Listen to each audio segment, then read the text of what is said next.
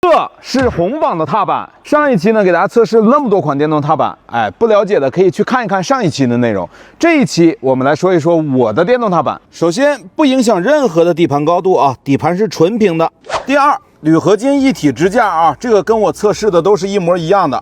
第三，轴心这个位置倒水之后，它不能渗水，这种的密封性呢才好一些。然后再来看看边缘的这些做工，看看，来再给你们看另外一个。你看这对比一下就区别出来了，对不对？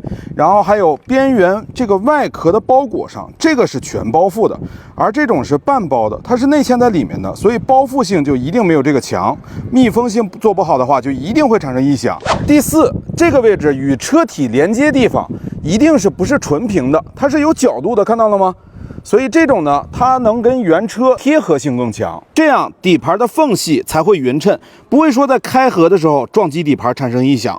第五，这种防爆漆才不会掉漆，而这种光面漆的，它一定会掉漆，看这做工也能看出来区别。最终这么多踏板对比来对比去，实际用的就是确实是这套没有任何的异响，而且我跟厂家谈好了，3年内有任何异响只换不修啊。顶不顶？